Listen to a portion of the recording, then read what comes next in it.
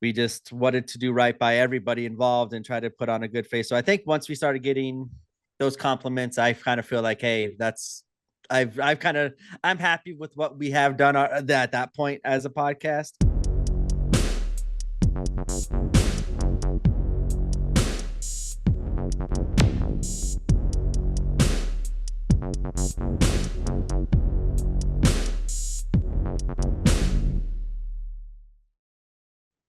What's going on, guys? It is your boy, Tom Flourish, and today I'm back for another video. This time, I'm joined by the one and only B from Game Changer Weekly Wrestling. So, welcome to the show. How you doing, Tom? Thank you for having me on. I'm really excited to chat with you, my friend. But before we get into any of your work with GCW and things like that, where do you first discover wrestling as an overall fan? As an overall fan, I was like, as a kid, I was born and I had as a little kid had the little wrestling buddies and I was tossing them around and watching it from a young age. I remember having like a VCR board game for like WrestleMania, I think it was, WWF and stuff like that. So I've been a fan pretty much all my life.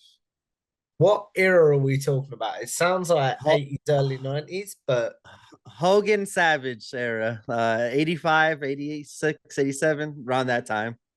do you remember why or how you discovered wrestling, should I say? I was a kid, so I think I just kind of like just seeing like all the fans going crazy and the physicality in the wrestling ring. Like one of my first matches I remember seeing was like the Hogan picking up Andre and slamming him and stuff like that. So that's kind of what sticks out in my memory as kind of being the first memories of wrestling for me. Mm. So when you discover wrestling, are you a tape trader or are you someone that's like, I need to get my hands on everything that I can? See, I never got into the tape trading. I think I just completely missed that. I was grew up with just WWE or WWF, so I was watching that forever. Nitro started coming on Monday nights as well, so I started getting into Nitro and I was watching all that stuff. And then really it was just Nitro and Mm. WWE for like the longest time. And then yeah, I never got into like Ring of Honor and stuff like that until like what was that? Total Extreme Warfare Revenge, the computer game Yeah. came out, and I was like, wait, what is all this name? What is this company and stuff like that? So that's kind of how I got to learn about a little bit of the independence at the beginning. So when you talk about there watching both companies, are you someone that almost had two-way, like would watch both at the same time? Were you someone that was like, look, I'll watch Raw and then I'll watch Nitro? How did you consume during the Monday Night Wars? I flipped on commercials, like whatever the commercial was on, I flipped to the other program. But if it was like DX or NWO, I usually stayed on that programming. But I just flipped back and forth back in the day. Do you remember a night where you maybe regretted flipping and saying I'm going to stay, and then you were like, "This is terrible. Why did I flip?"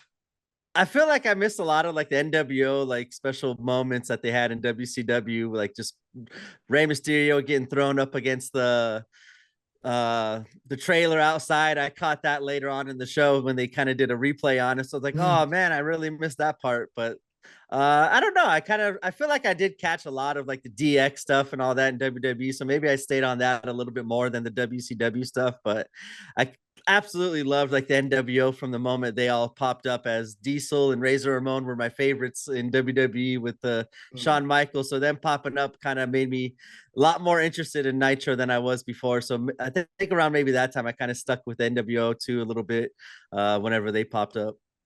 You talk about Diesel and Razor Ramon being your favorites there. What was it like to see them as someone that maybe only knew them by their, for lack of a better word, character names, to for them to be like, why have they changed their names? Like them. Did you have that moment at all? It Was had it a bunch jarring? of real yeah, it was like the realism moment kind of set in. I was like, whoa, this is like a real thing. Like, maybe they do hate the other company and these are their real names and like what are they doing showing up and messing up their program? Like that kind of like whole invasion stuff was new to me as a wrestling fan. So I kind of caught I kind of think I got caught up in like thinking it was real at that time and everything going on. But I love seeing the different version of a Diesel and a Razor Ramon, and like the more actual version of themselves, and not the character. So I started kind of liking more of that kind of style too, instead of just like these over the top dumpster droidies and Repo Man kind of characters. I kind of like, I was, like I said, I was getting into the realism part of wrestling. What would you talk about the realism part of wrestling there? Have you always known that wrestling was a show, for lack of a better word? And do I you think remember the like moment where you was told, no, this is not real? I think like in third or fourth grade, I kind of learned it was fake. My uncle was telling me, kind of like, now it's kind of what I tell everybody nowadays. Like, it's not really fake. It's just, it's planned out. They know what's going on, but they don't really try to hurt each other, but they still are hitting each other with chairs and slamming each other Yeah. on a mat and stuff like that. So I want to say about third or fourth grade is when I kind of realized that. And I think around a couple years later is when that movie came out that kind of exposed the business and stuff like that. It was on Uh, A&E. I forgot the name of it. Not Beyond the the Mat, I Yeah, believe. Beyond the Mat. Yeah, Yeah. Beyond the Mat. So I caught a show of that and stuff like that. So that seeing how the magic was done behind the scenes totally ruined it for me. But not ruined it for me, but ruined like, hey, it The is illusion. yeah, they're not really out there trying to win and stuff like that. So So when you do find it out, because I know people go one way or the other. When the illusion's broken, they either dive even further in and want to discover more, or they're like, nope, I can't watch this anymore. Which way did you go?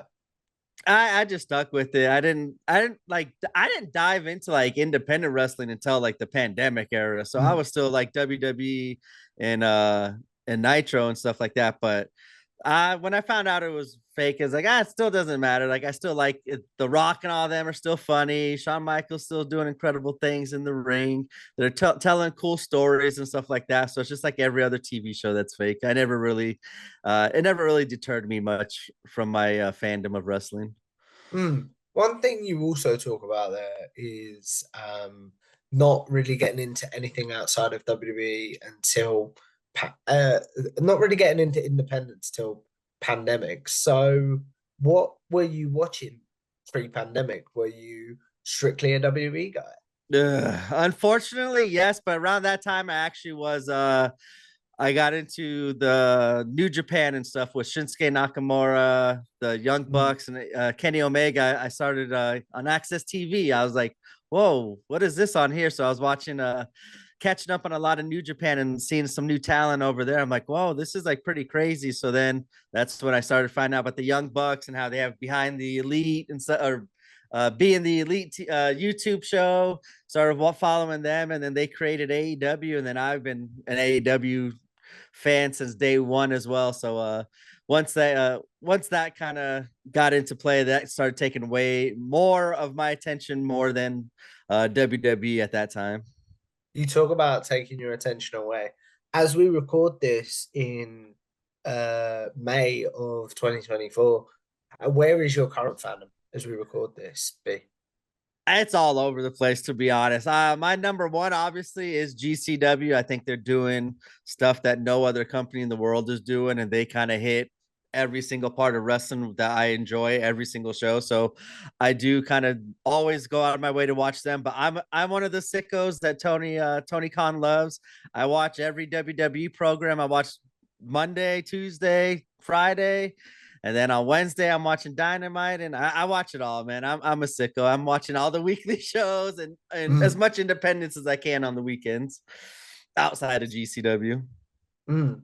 Something your co-host John brought up when we recorded our podcast was he really dove into GCW and focused strictly on GCW to try and give it a decent product and sort of to reciprocate and make it a good podcast. How do you balance that? I want to watch everything, but I have to focus on GCW because it's my podcast inside.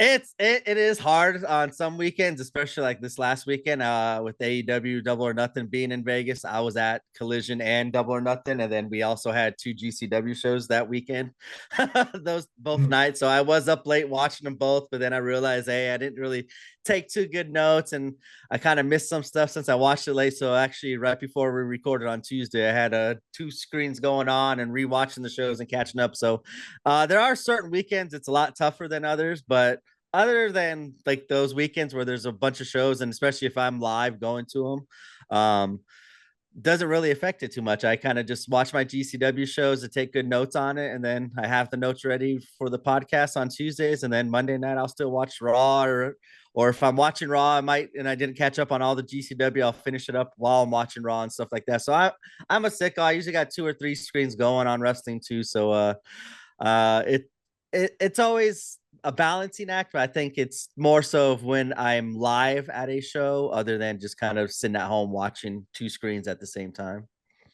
You talk about the difference there when you're live at a show and it being a balancing act. What are some of the differences you find as a podcaster watching wrestling live as opposed to watching it on TV? I couldn't think of the word there. No, it's all right. You miss a lot of the story and like everything that's being told by the commentators and stuff like that, and what's maybe happening possibly behind the scenes. If they GCW doesn't do too many behind the scenes kind of gimmicks and stuff like that. Usually everything happens in the ring live, but I nothing beats a GCW show live. Like that's Mm. I've kind of said it ruined wrestling for me in a little bit as Yeah. watching live, because like I found myself watching Collision and I'm just watching a produced wrestling show, and it wasn't like I didn't get the feeling. I didn't have to dodge any bodies. I didn't have like the crowd going crazy the entire time. So I think just GCW as a live show just does something completely different than no other show does, where I find myself now, I think after this weekend I realized like maybe on these some of these TV shows I could start kind of saving some money and staying at home and watching them, because a lot of the time you're there watching it live and you have this commercials and you just are sitting there as a live in like when it's on TV, you got that going on. Whereas Double or Nothing, the pay-per-view, there's no obviously commercial breaks or anything. So that one kind of was like constantly going, always action going. There's no lull while being live at the show. So I kind of do like both, but when I'm at GCW, I prefer live. Anything else, I kind of prefer on TV. How did you get into GCW as a fan then? We talked about your independent side during the pandemic. How did you discover GCW? GCW? So I started getting into like the newer school Ring of Honor too, around when I found out Omega and the Young Bucks were working there. And so I started going to some of their shows. They used to come out to Vegas about twice a year, and I would go to their shows and kind of catch up. And I learned a lot of new talent there. And one of the new talent was Leo Rush. And um, during the pandemic, like early on, they had GCW had a YouTube 24-hour YouTube show where they just went for literally 24 hours and they just did wrestling shows, and it's kind of like a collective but on YouTube with no fans and stuff. And Mm. I was watching, like it was midnight one night. I'm like, I'm not tired, but like I just saw like that GCW 24-hour wrestling. I'm like, oh, let me check it out. It's midnight.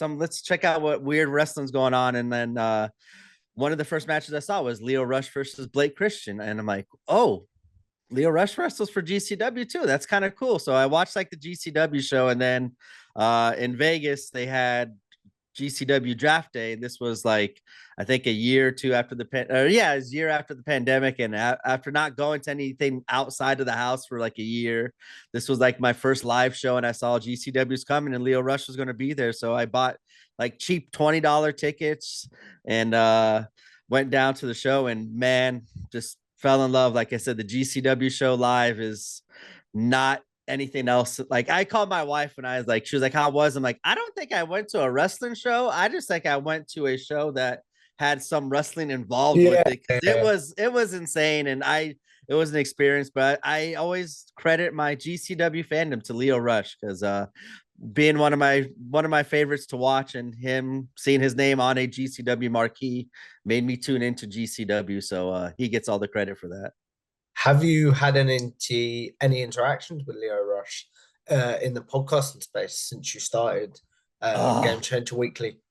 No, I would actually love to have him on though. I did talk with him at that first live show and I told him like, hey, you're the reason I'm here, man, and this is awesome. And he's like, oh, that's cool. Thanks for coming out and checking us out and stuff. But I've only really talked to him before shows. I never had a chance to interview him yet. He's absolutely one I would love to, especially now with that Blackheart character going. Yeah, There's so much to talk about that's just in why that I brought character that up, to alone. be honest. Yeah.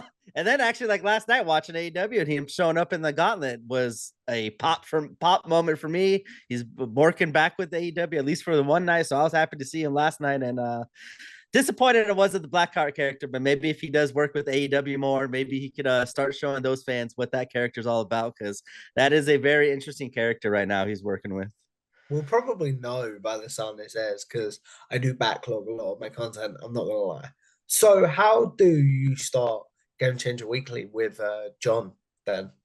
So I actually, after that GCW show, I fell in love with GCW. I literally had to go and find any and all content of GCW. The more I watched, the more love I fell into it. The more lore I had to learn. I have watched literally every GCW show there is Mm, known to man. I think that's uh on video or anything out there. I've watched it, so I like fell into like the history um of GCW, and then I just that's all I be talking about around the house. My wife's like, like, why don't you start a podcast since you love them so much, and like find someone to talk to, talk about it. So I actually looked up like GCW podcast, and there was one out there, and it was actually Game Changer Weekly with Mike from Indeed, and KG, and every once in a while Cassie was hopped on. So I started watching them and listening to them. I'm like, I know like just as much as these do that. Obviously, they know a lot more because they were mm, following along. But I'm like, I feel like I could provide a lot of stuff here. So I reached out to KG and I said, hey, if you guys ever need like somebody to hop on, or you guys don't have a guest and you need someone else like to help host, I would love to hop on with you guys and just chat GCW. Very knowledgeable. Just I am a newer fan, but I feel like I'm very knowledgeable and can provide a lot. And mm. so I reached out to KG and he was like, hey, you could more than welcome to start your own if you want, man. I don't run this Game Changer Weekly. It's more Cassidy and Body Slam, but he's like, there's plenty of space out there for people to talk GCW and spread Mm. GCW. So I was like, yeah, if they're like the only other one out there, I might as well start my own and see what like grow my own little fan base. So I started the GCW Plants podcast, Mm. and kind of did the first couple shows by myself, just reviewing, reading off of like the shows, and I was no good. And I sent a tweet out there like, "Hey, anybody interested in talking GCW? I'm starting to have a podcast I just started. I love to talk to all the other GCW fans out there and learn even more from, like I said, I think people out there that have followed it longer." And John reached out to me and said, like, hey, I'm into wrestling or into GCW. I'm into a big independent wrestling fan. I'm into all these other companies. I'm like, I am now big fan of those companies as well. Like they were all here in Vegas for like a little collective weekend. I just started getting into more other independent wrestling, current independent wrestling outside of GCW. So I was watching Revolver, Black Label Pro, and all that. And John came to find out that he's actually was at the shows with me that same weekend, but I had Yeah, no I idea. know that. And I he's know like, this. yeah, the story's kind of crazy how it all came out. So yeah, he's like just sitting down 5 seats from me during all these shows and texting me saying, yeah, I want to be on the podcast. We went to a local show, met face to face, and came to find out like he's like 5 minutes away from my house. We were at the same shows, sitting all right by close to each other. So it just kind of felt like fate. He hopped on the podcast, and he's very knowledgeable. I think what he doesn't know, I know, and what I don't know, he doesn't know. So I think we kind of do a very good balancing act of covering each other's asses and stuff. And Yeah. yeah, that's just how the podcast came to be. It was just kind of crazy. And then so that was for the Plant podcast. And then after a while, when we started our podcast, we realized, hey, Game Changer Weekly is kind of gone. Body Slam was kind of down at the moment. Cassidy's kind of taking a break. And then I've always followed them since then. And Cassidy is like, hey, we're starting Body Slam again. and starting the shows out. And I reached out to Cassie. I'm like, hey, I'd love to restart Game Changer Weekly if you're looking into restarting that. I don't know what your plans are, but we have our own GCW podcast. You're more than welcome to check it out. But we would love to continue on the Game Changer Weekly name. I got no response with that, but John, John being the way better salesman and outgoing personality than I am, he reached out to Cassidy about a couple months later and kind of said the same thing. And Cassidy was like, yeah, that sounds good. You guys got your stuff. There's no one out there right now covering GCW. That was one of our more popular shows on Body Slam, and he wanted to see it come back too. And he took the chance on us and let us kind of continue taking over Game Changer Weekly. So we restarted it with us, and that's kind of how that whole story came. And that's just, to me, it's one of the craziest things because like Yeah. fan of Game Changer Weekly, and then now I'm the one kind of restarting it with John. It's just cool. And it's Cassie really took a chance on us, and we are very grateful for that. You talk about Cassidy taking a chance on you there. Was there anything that him and his co-host of Game Changer Weekly did that you're like, that's cool, but I don't think me and John are going to do that? And then what is something that you watched Cassidy do during his Game Changer Weekly time and you were like, yep, we are going to carry on with that when we start the podcast? I feel like theirs is a lot different than ours. They were more interview based with talent and stuff like that. Where our podcast, we do a lot of review. We cover the shows and we're a podcast, a plant podcast. We wanted, if you didn't watch the show, you could listen to us and feel caught right up and like feel like you Yeah. visually watched it and stuff. So I think we do two kind of different interview styles, but I never seen Cassie and Mike ever do anything that I wouldn't do. I actually kind of learned a lot about some of their questioning and how to get Mm. comfortable, how to get the wrestlers comfortable with me to kind of open them up a little bit more to talk about more stuff outside of wrestling to get kind of them to open up and share a little bit more experiences. So I've kind of just really, I think that's maybe what I caught on is just like little details and questions and how you ask and how you do some stuff. But other than that, I think we just did completely or still do kind of completely different styles. John likes getting into the personal stuff and finding out about their likes and dislikes. I like learning about the behind the scenes of the wrestling stuff. So I think even in our interview process, we're just even a little bit different. We are completely different from each other, but in a good way. Mm. So you talk about there being completely different from each other, but in a good way. Lots of people might be friends with people or connect with people and think, we're really funny. We should start a podcast. You know what I mean? But then it Uh-huh. doesn't translate. How did you know that you and John would translate to a good podcast? And why do you think people have responded to you so well? Because I know that they have. Thank you for that. I think we just kind of connected because he covers what like I said, he covers what I don't do so well. I cover what he doesn't do so well. But I think I think the moment I knew that we would click is like we both don't take ourselves seriously. Like we're doing this podcast for fun. Yes, we try to each show Mm. try to get more professional, more like less mistakes and everything like that. But we never took it to like, oh my God, we got to pause and restart this. This was unacceptable. I think we just rolled with the punches. We both just kind of, we're both going to grow here and learn a lot of mistakes, technology wise, question wise, everything wise on podcasting. Like we both kind of grew into this together. And like, I think we just both kind of calmed each other down when maybe one of us was getting a little too frustrated. We kind of knew, hey, slow down a little bit. And it's just, this is for fun. We're not getting paid. We're not getting sponsored here by GCW. This is our little Mm. thing. We're just kind of having fun with it. And yeah, I think we're both just so knowledgeable of it. I kind of knew that he provided everything that I wanted from a co-host, um, and I think he enjoyed everything I did. Hopefully, and luckily, Yeah. to stay on this long. You talked about it being your own little thing and things like that, and maybe not being sponsored and things like that. How does it feel to have GCW itself back your podcast and Brett Lauderdale retweet a lot of your stuff? Because I know John said to me that he does that for you guys quite regularly. Oh yeah, and he just did it like the other night. Like every time he does it, like it's still crazy to think about that.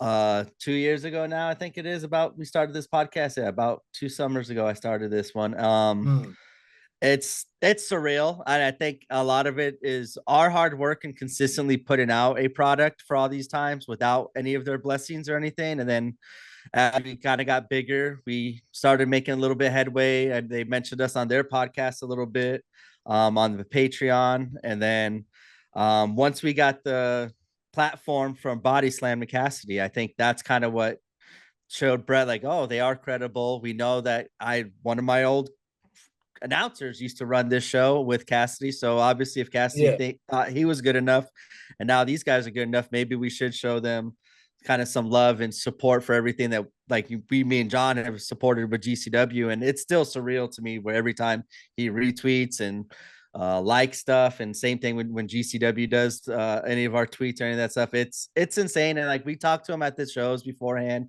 real fast to kind of like, hey, hopefully we're still doing good in your eyes. If there's anything we need to change, let us know. But yeah, it's surreal every time any interaction still like with the wrestlers. Even it's 2 years ago, I never thought this would be a thing. And then yeah, here we are now. And then like I said, every day I just can't believe some of the things that me and John are able to do, and some of the interactions we get. you talk about there not believing some of the things you get to do. And 2 years ago, what would you say to 2 years ago B if you was to tell him about this podcast? And what do you think he would say? Do it. There were some shows, some days I like not feeling it, not up to it. The mental space wasn't in a good the mental health wasn't in a good space. Didn't have the energy, but like my wife says, and like how John says too, like we feel that way. Then as soon as me and him start talking and we see each Yeah. other, it's over. Like we got 3 hours done. Next, no problem. I have no problem doing it. So just on those days you don't feel like doing it, do it. Um, make yourself out there a little bit more. Go out there and introduce yourself. Be a little bit more outgoing at the shows. Like I said, that's where John excels. He goes out there and gives everyone hugs and high fives. Even on Twitter, he's way more interactive than I am uh, out there. So that's one thing I would. Another thing I would say is just like trust yourself, trust your work, and go out there and uh, talk to people. What do you think he would say about where the podcast is now, though? I think he's the same way. Like we're every time we get a like or anything from GCW or a message from a wrestler or a retweet, like right away we're screenshotting and sending to like, oh, look at this. Can you believe this? So I think he is the same way right now. We can't believe where we are. Especially like after, like I said, after 2 years of work, but we put in the work, we put in a lot of hours on the old podcast, to get the opportunity for Body Slam. I think we're doing pretty good work for Body Slam. We're just so thankful. Oh,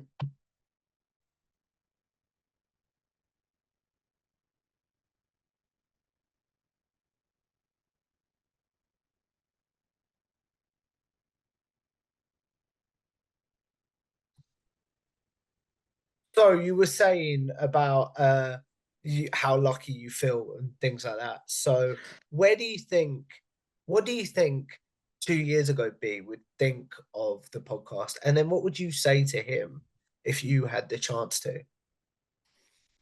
We're just still shocked with it all. Every time we get any interactions where any people just talking, saying, we listen to you, we appreciate the content and stuff. It's insane to me. Something that we're not used to. I actually just at AEW saw a couple fans that were, hey, aren't you B from the GCW podcast? I'm like, what? Like, Mm. yes, or Game Changer Weekly. Sorry, Game Changer Weekly. Yeah, and I was like, yeah, wow, you listen to us. Like, it's insane. So I would tell myself 2 years ago, like do it on the days that you feel down, you don't have the energy, just get up and do it. Go make the connections, talk with the wrestlers, go talk with Brett, go talk with the talent, talk with the fans. Go make yourself more out there to make more connections. I think what I would be doing. But I think both me and John would say 2 years ago, if you tell us I think we said this during, well, he said this during the Blake. I had to miss the Blake interview, but if you told us 2 years ago we'd be interviewing the GCW world champion on our podcast when we first started it, we would say you are outside your mind, or GCW is like has only 4 fans left and we're 2 of them. So Mm. it's insane for what we think it's insane for what we're doing, but nowhere did we expect to be 2 years in to be here talking with the talent and getting the love that from the promotion than that we are getting now. You talk about getting the love for the promotion there. I'm repeating this question because of the technical difficulties, and I want to make sure it got in just in case. So what does it mean to you to get retweets from maybe GCW wrestlers, promote the promoter Brett Lauderdale, or even just the GCW account or GCW fans? To even be acknowledged of like, hey, the wrestler took the time to even hit a button of like or repost means the world to me and John. I think like they don't have to do that. We're there covering them. They don't have to. We're here to support them. They don't have to ever support us. And so whenever we get that support, it's a crazy feeling. It's awesome. And even that little, like I said, those little things, but we also get personal messages and DMs saying like, hey, appreciate what you said on the podcast, or hey, thank you for trying to get us over and push us here. We appreciate it. We wish other people would see it. It's pretty crazy some of the things that we hear from the wrestlers that, like I said 2 years ago, we would never expect them to even look at us and talk to us, let alone send us some of the stuff that they're sending us. But I think it's in a place of trust because we try to cover everything positive, and everything that we do see negative, we have a kind of a solution in our mind and our point of view that's going to Yeah. be for the positive. But we don't ever just shit on things just to shit on it for clicks and views and, oh, let's make a big scene. Like, we're always here for like the improvement of the product. So I think that's also what's helped us kind of get some fans and earn the trust from the wrestlers and the promotion that we have. GCW, we want them to be in a good place, and we have them like a good spot in our hearts. Like, nothing that we do is out of malice or anything like that. It's always just a position out of love to, in our vision, improve the product. Mm. So you talk about there improving the product and things like that. That I do know that when I spoke to your co-host John, he said there's been a few times that you will have discussed something on the podcast, maybe the week before or the show before, and you're like, they did it that way. Have you ever noticed some times where you're like, oh, someone's clearly listening to us? It feels like every show for a while there, like every week we would say something, the next shows we would get it in like some sort of way. And so that was pretty cool. That was kind of like when we first started realizing someone is out there listening. That's kind of when we realized like maybe our voice is being heard Mm. through the wrestlers, through Brett, through the fans, through somehow, some way, because every little thing that we ask for, like a little tweak here, tweak there, add this videos in between this, like, and I don't want to take credit for it, definitely at all. It could be complete coincidence, but it's just funny that like there, it seems like every show something that we do bring up just a little bit here or there eventually gets put on the shows, and so we do get our wish. So it always is fun seeing that kind of stuff, because like, hey, like I feel like the Leonardo DiCaprio meme, like every time that something pops up, I'm like, pop out of my chair, I'm like, hey, look, see, that's what we were talking about. Mm. So you talk about there as well, always wanting to show GCW in a positive light and the trust of the wrestlers. You also talked about their conversations with Brett Lauderdale. Have you ever had a wrestler come up to you or even Brett himself be like, please don't mention this on the podcast, but this is happening soon? Or like, I guys, I didn't appreciate how you took that stance on me, or Brett being like, I didn't appreciate how you spoke about this. Has that ever happened?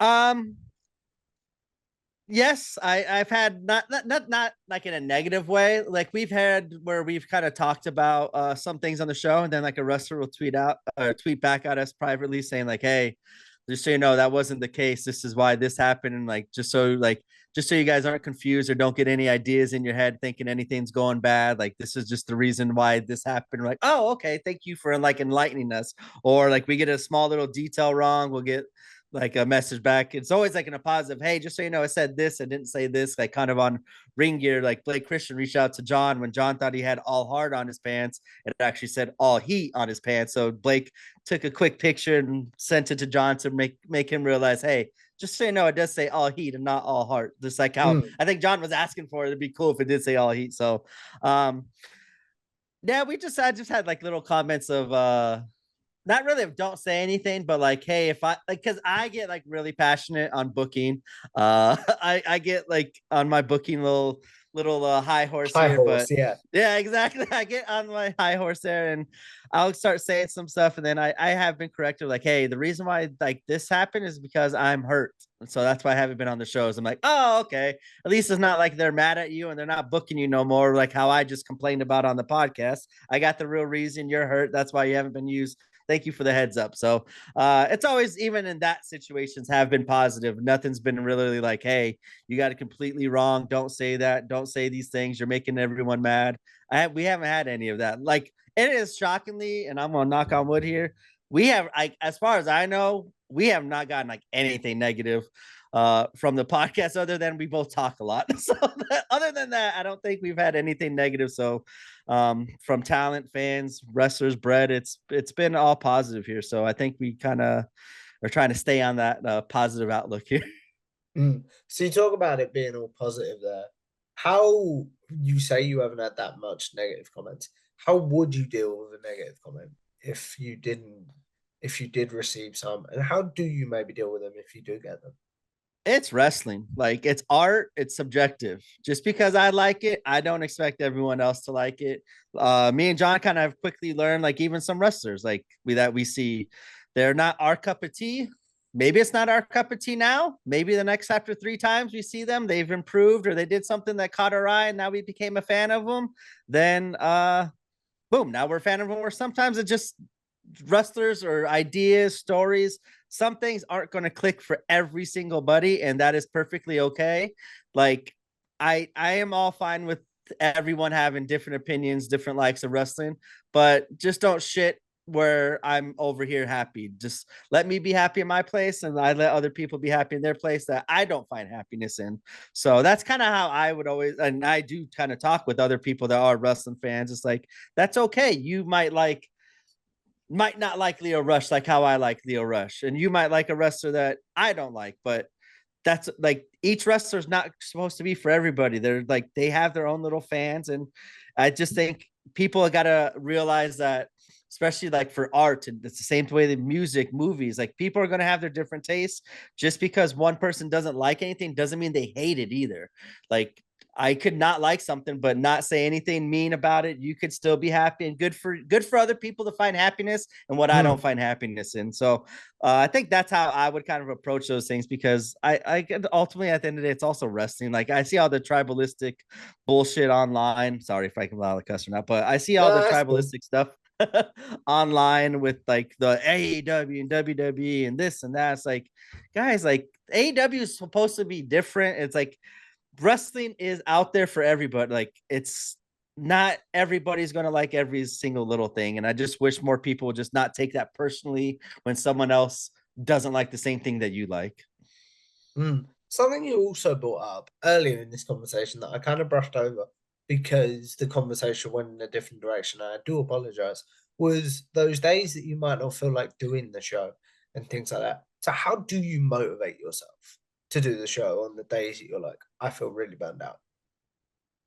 My wife would be there, just like, she would just sit there, say, hop on, you'll see John smiling, you guys will say 2 words to each other, and then you guys will talk for the next 3 hours, and then you will forget all about everything that you were not wanting to hop on the podcast about. And she was always right every single time. It just, you got to have that outside voice, the good angel out there telling you to go do the stuff.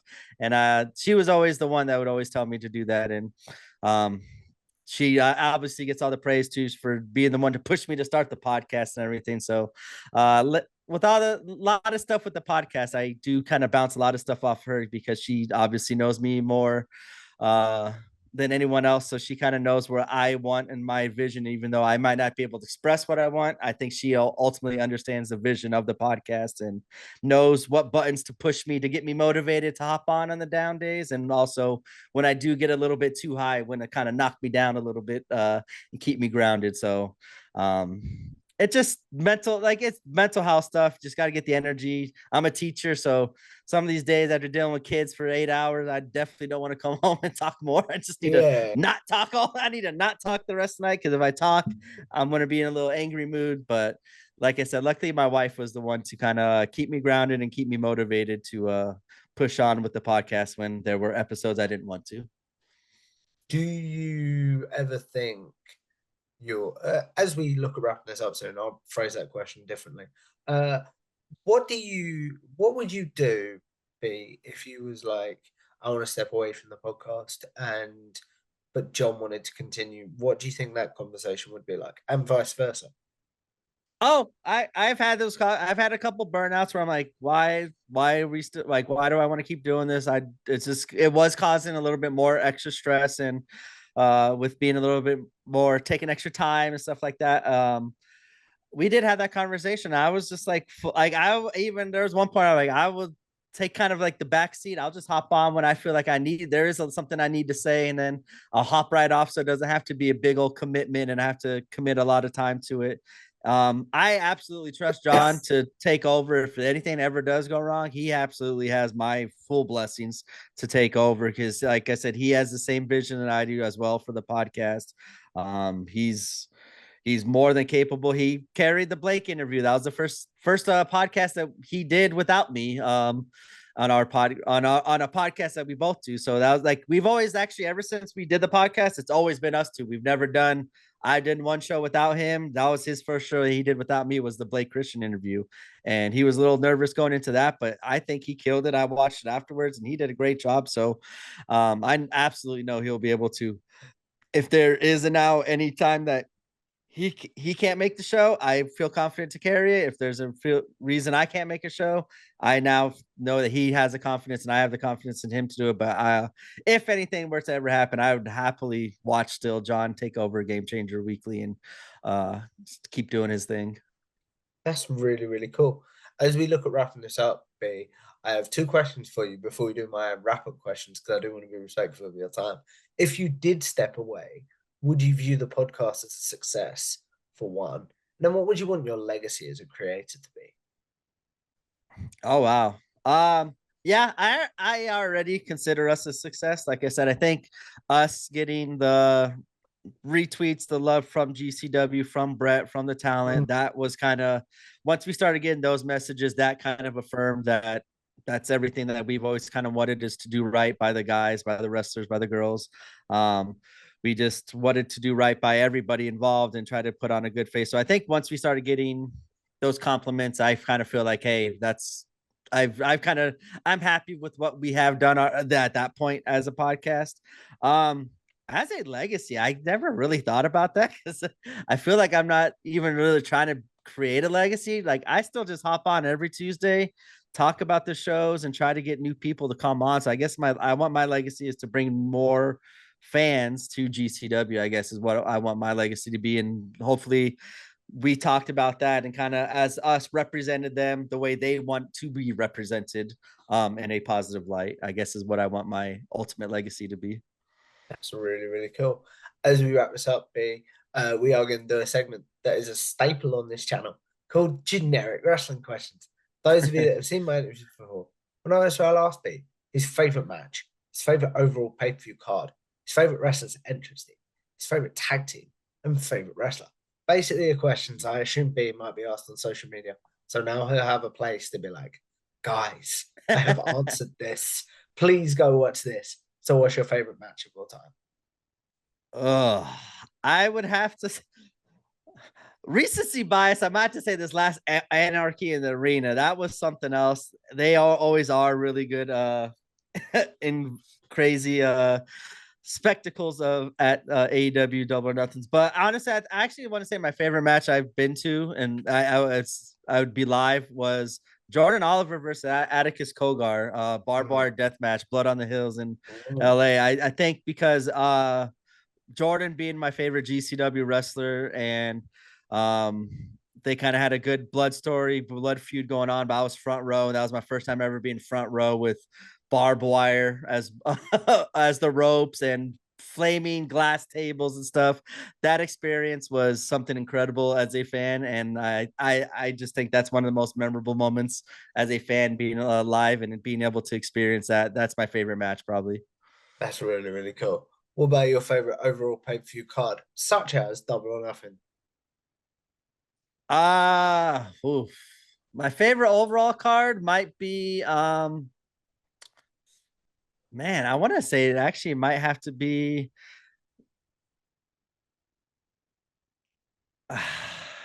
I want to say the first Double or Nothing. That first AEW show, Double or Nothing.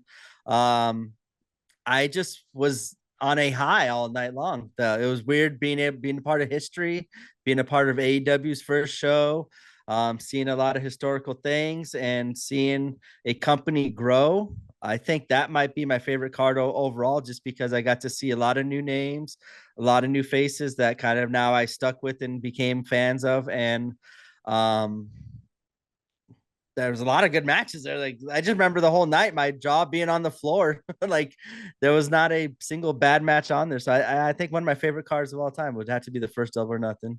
That's very, very cool. What about your favorite wrestler's entrance theme? I have to go DX. DX is my favorite entrance theme of all time. Why does that speak to you as a fan?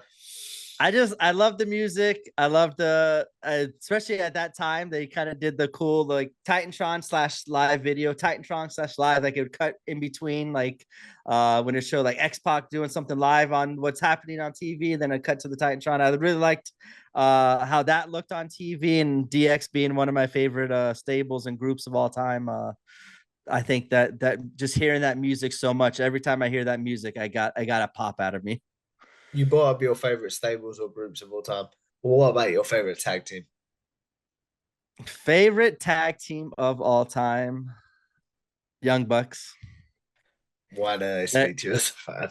the catalog, the matches, everything that they've done, I've watched, I've always been impressed. I've never really seen a down Young Bucks match. They always seem to innovate or do something different during their matches and keep it creative and keep it fun. I think is also the main point that a lot of wrestling fans and wrestlers kind of forget about, the fun aspect of wrestling. And I think Young Bucks have always found a way to keep it fun.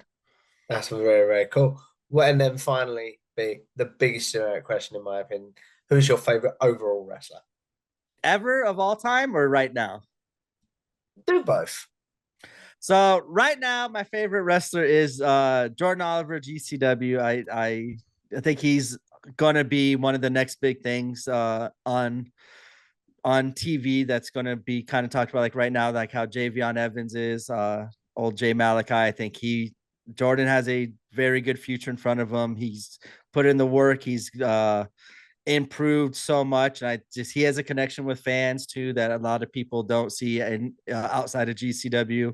But he currently is my favorite one. But my favorite one of all time, I think, is Shawn Michaels. I kind of have a tie, Shawn Michaels and The Rock, but I always, I Mm. guess, kind of lean towards Shawn Michaels because I just always found myself like, hey, that guy's kind of small. I'm kind of small at my age too. Maybe when I grow up, I'll be like Shawn Michaels. So he's kind of one that I always stuck with as being one of as my favorite wrestler of all time. So I have to go HBK there. That's really, really cool. As we wrap this up, B, obviously, I want to say thank you for a great conversation.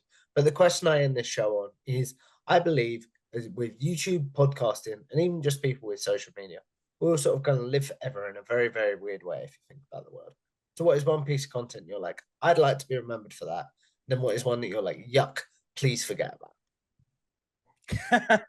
uh pro- all the yucks I would say is all the time I got on my booking high horse, playing with someone else's toys. I get kind of indignant and uh caught in my own ways, not realizing someone else is actually running the show and not me. So a lot of those moments I would kind of take back as I end up eating crow on a lot of them anyway, coming back to those points and realizing I was wrong. Um, one thing I guess I would like to be known for is just keeping always a positive attitude with GCW. Like just wrestling in general, not GCW, just wrestling in general. Like it is, it's art, guys. Like we're entertainment. It's supposed to be fun. We don't all wrestling is good. Just because one is not for you does not mean you have to hate the other. Get everyone involved with wrestling, because I think the more people that are involved with wrestling, it just makes it more fun as a community and build a good community, because wrestling for anybody in any style could be a very fun gateway and a escape from whatever reality they're going through. So I just always want to always just kind of, I guess my legacy is remind people wrestling is fun. Let's keep it fun. That's very, very cool. And a beautiful way to end this, my friend. But as we do, where can the good people find you, your work, etc.? On X, I am at GCW Plant Podcast. On YouTube, we are on Game Changer Weekly. It is on the bodyslam.net YouTube channel. And you could actually, we did have an old GCW Plant Podcast website, but we're in the processes of turning it into the new Game Changer Weekly website. I don't know what the exact link is, or what the website is It'll right be in now, the but description there. okay, yeah. So as soon as I also get it to, I will put it on my Twitter. But yeah, those are only really two places you can find me, is Twitter or YouTube there. It's well worth doing, guys. One of the hardest working people in this space, but one of the nicest as well. So if you guys like this, make sure you like, share, and subscribe. It's Tom Talk Flourish on YouTube. Follow me on Twitter or X at Tom Talk Flourish, and I will see you in the next one. Goodbye now.